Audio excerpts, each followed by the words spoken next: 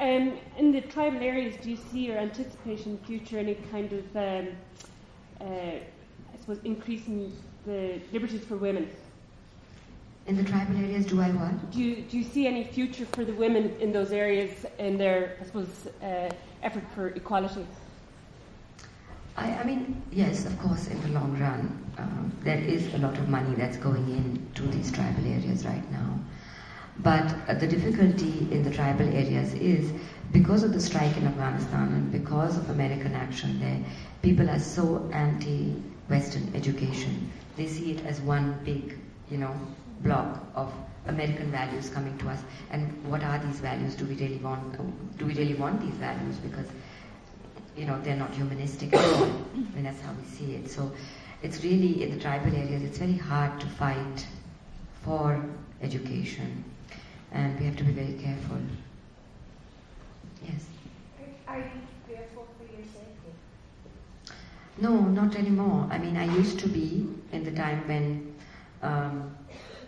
we had democratically elected leaders, actually. Because, there was such a strong nexus between them and the Islamic extremists. And the state had completely succumbed to the power of the extremists. So that had been a very frightening time. And in 1999, I really wanted to consider leaving Pakistan because we were about to declare the Quran as the supreme law of the land, and I don't want to live under those kinds of restrictions. But no, I've felt increasingly freer in the last years, and I'm quite happy and fine. Yes. It seems as if Musharraf has his stuff is more about war on terror now, as far as what the West hears and what we want in it. What domestically, what is he doing for stuff like in Kashmir and the regional with disputes with India? Can you talk on what he has done for the country? More so than, because all we hear, or I would say, is it's about war on terror and things that relate to that. I know most as if Kashmir and domestically, we don't hear about those issues, and they take a back seat. Right. Is that what the people, Well, domestically, he's done a few very important things. One is the opening up of the media, which has begun to create a strong middle class and a sense of freedom in the country. A lot of women have joined as producers, as directors, as actors, as hosts. People who are not trained. There's no film school in Pakistan. There's no TV academy. There's no training. But because 32 television channels have just mushroomed, people have started joining them. It needs manpower, woman power, whatever. So that's very, very encouraging. And this will become the basis of the middle class in Pakistan. The other thing that he's done is that from 1979 onwards, we had a very draconian law called the Hudud Ordinances, which was really directed against women and against sexual freedom of women. It was a law that dealt with rape, fornication, and adultery. And you could be punished to death by stoning in public if you were found guilty for any of these acts. So women who wanted to marry out of their own choice, but their father, for example, didn't agree with that choice, he could go to a police station and register an FIR against the woman, and she would be booked in before anything else.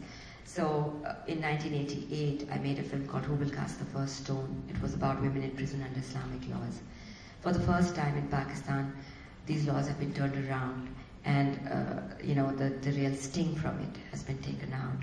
So you can't get a woman into prison under these laws anymore, which is a great relief.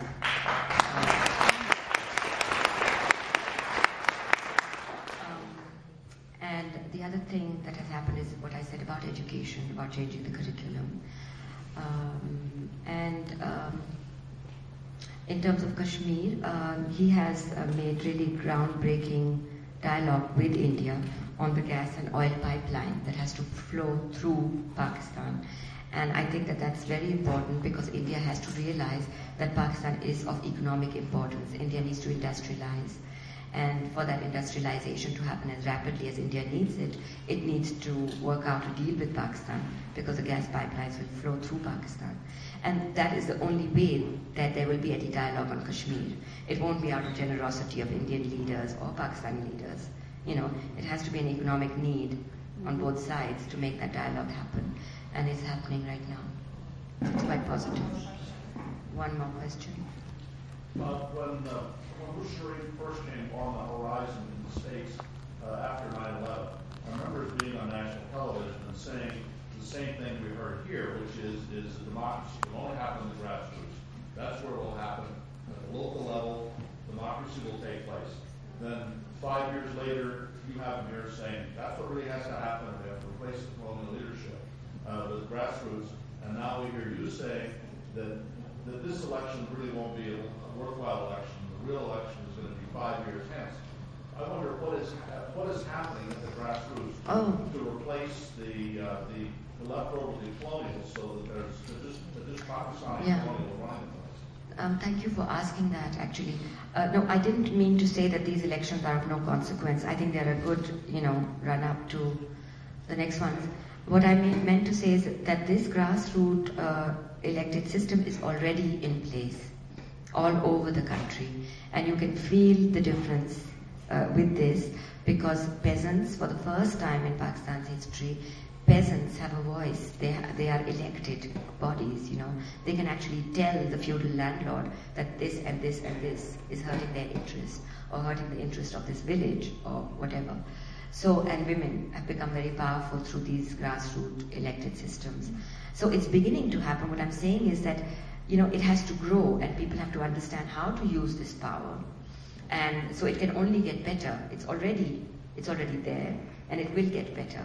But to expect that, democracy will suddenly come in and everybody will understand individual rights and everybody will start exercising their rights, that won't happen so quickly, is what I mean. I mean, what he talks about in the film has already been put in place and it is working. And 40,000 women have entered parliament for the first time in Pakistan's history. And a very cruel apartheid system where, you had separate electorates for the minority has been done away with. Minorities now will elect their leaders directly and there will be no separate electorates. All this is very important for democracy. Yes, at the back. Or are we through with questions? Yes. If I could ask that we can keep talking in the lobby. Okay. Thank you.